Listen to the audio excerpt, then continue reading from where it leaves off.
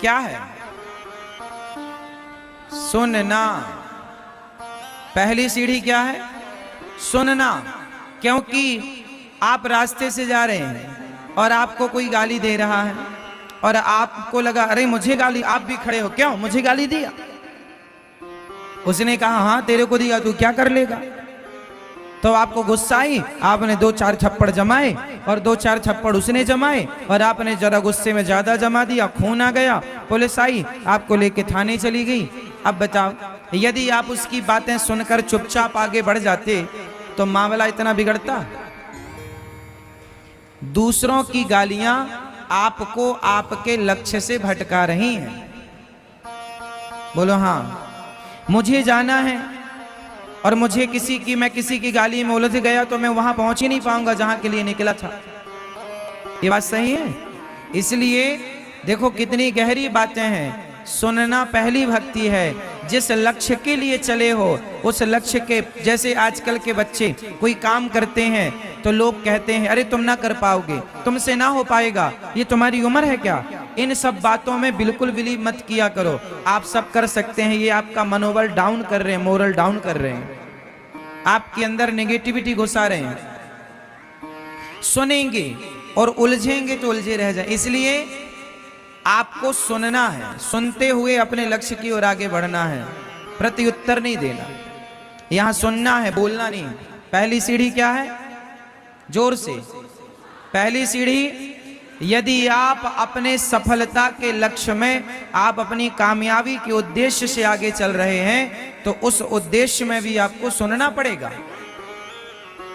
आप जाइए कोई बिजनेस कीजिए, उस बिजनेस में भी आपको खरी खोटी सुननी पड़ेगी और आप जवाब देने निकलेंगे तो कितनों को जवाब देंगे। इसलिए सुनते रहो, गलतियां हैं सुधार करो, आगे बढ़ो, उलझो मत। उलझेंगे, आपकी सास ने एक बात कही, आपने सुन लिया तो मामला सही है, और उसने एक कही और आपने सुना और तुरंत बोल दिया, मामला बिगड़ गया।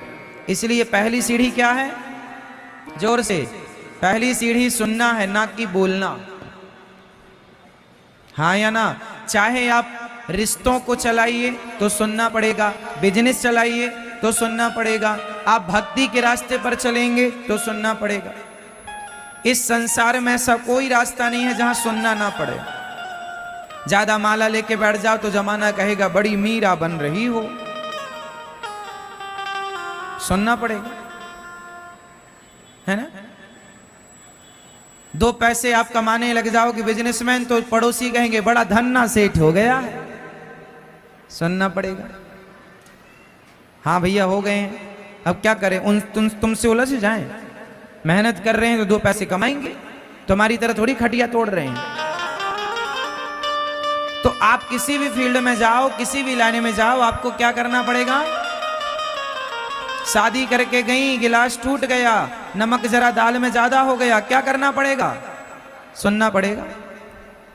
सास कहे खाए बिना रह जाएगी बुढ़िया, बोले बिना नहीं। यही सीख के आई अपने बाप के घर से। आदमी खाए बिना रह सकता है पर बोले बिना। इसलिए आपको क्या करना, कौन सा फंडा अपनाना है? तो ईश्वर तक पहुंचने की, शांति तक पहुंचने की, सुखमय जीवन बिताने की पहली सीढ़ी है जोर से सुनना। तो सुनना है पहली भक्ति, पर प्रेम से सुनना है दूसरी भक्ति। भगवान की कथाओं में क्या हो? प्रेम हो, भगवान से प्रेम हो, ये दूसरी भक्ति है। सुनेंगे, जवाब नहीं देंगे, आपके अंदर अपने आप प्रेम प्रकट होगा। भगवान की भक्ति क्या है? प्रेम से भगवान की कथाएं सुनो। फॉर्मेलिटी नहीं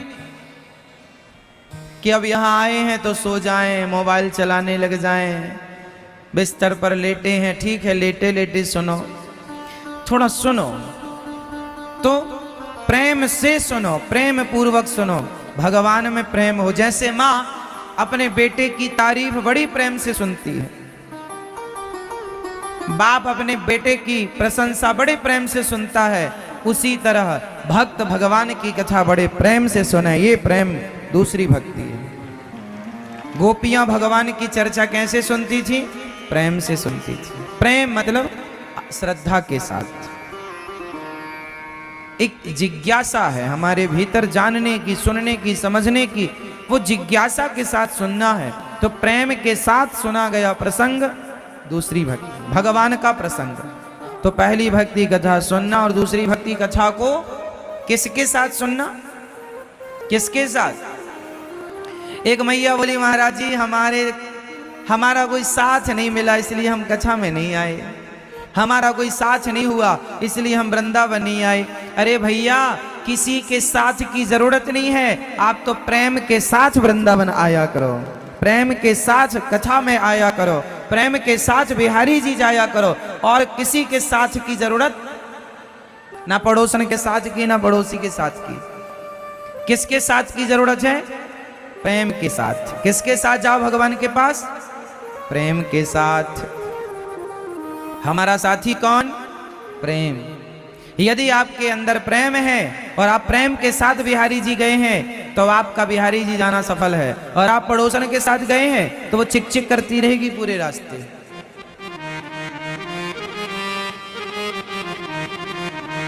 20 रुपए की चप्पल खरीदेगी और वहां गुम जाएंगी ना तो 2 घंटे तक ढूंढेगी और आपको भी घुमाएगी पीछे पीछे, ढूंढवाओ। तो पड़ोसी पड़ोसन के साथ जाने में झंझट, एकांत, अकेले चलो। किसके साथ जाएंगे? प्रेम के साथ। किसके साथ? प्रेम के साथ। तो आप लोगों के साथ प्रेम है कि नहीं? आप लोगों के साथ कौन है? प्रेम है या घृणा है? कुछ लोग ना घृणा के साथ चलते हैं, सबसे घृणा करते हैं, नफरत करते हैं। नहीं, सबसे प्रेम करिए, सबसे नफरत नहीं। आप घृणा के साथ कहीं नहीं जा सकते, लेकिन प्रेम के साथ सबके यहां जा सकते हैं। आप किसके साथ जाते हैं? घृणा के साथ। आप घृणा के साथ मत जाया करिए, नफरत के साथ मत जाया करिए, ईर्ष्या के साथ मत चलना, द्वेष के साथ मत जाना। ईर्ष्या, द्वेष, नफरत, ये सब इनका संग ना करना। हम किसका संग करेंगे? हाँ, दूसर रते मम कथा प्रसंग। दूसरी भक्ति भगवान की कथा प्रसंगों को कैसे सुनना? प्रेम के साथ। खूब प्रेम हो भगवान, सुनते सुनते आंखों में आंसू आ जाए, इतना प्रेम हो। भगवान की चर्चाएं, भगवान का चरित्र सुनते सुनते नेत्रों में आंसू आ जाएं, भगवान का नाम जपते जपते आंखों में आंसू आ जाएं, बिहारी जी का दर्शन करते करते आंखों में आंसू आ जाएं। ये प्रेम है। हाँ, गुरुपद पंकज सेवा तीसरी भक्ति अमान। तीसरी भक्ति क्या है? गुरु पद। पद मतलब क्या होता? गुरु पद पंकज सेवा। पद मतलब होता है चरण, पैर, पद। पद मतलब होता है पैर भी होता है, और पद मतलब फलाने पद पर हैं, प्रतिष्ठा को भी पद कहते हैं। लेकिन यहां पर है गुरु पद पंकज सेवा। गुरु पद, गुरु के चरणों की सेवा करना तीसरी भक्ति है। तो सेवा करना कौन सी भक्ति है मेरी मां? तीसरी। किसकी सेवा? गुरु की, पति की, माता की, पिता की। मतलब सेवा कह दिया तो सबकी सेवा हो गई, एक की नहीं। सेवा मतलब सबकी हो गई। आप गुरु की भी करो, माँ की। भाई पहला गुरु कौन है? भाई गुरु कहा ना तो गुरु मतलब माँ, क्योंकि हर बच्चे का पहला गुरु उसकी माँ चलना सिखाती है उंगली पकड़ के। तो हमारी पहली गुरु माँ, दूसरा गुरु पिता, तीसरा गुरु जिसने काखा गाघा पढ़ाया वो, और चौथा गुरु वो जिसने ईश्वर का साक्षात्कार कराया, ईश्वर के बारे में बताया, समझाया, ईश्वर से प्रेम जिसने कराया, वो आध्यात्मिक गुरु। ये सारे गुरु हैं, जिससे हम सीखें वो सब हमारे गुरु हैं। तो अपने गुरुजनों पर, अपने से बड़ों पर वो भाव, वो श्रद्धा रखना है और उनकी सेवा करना।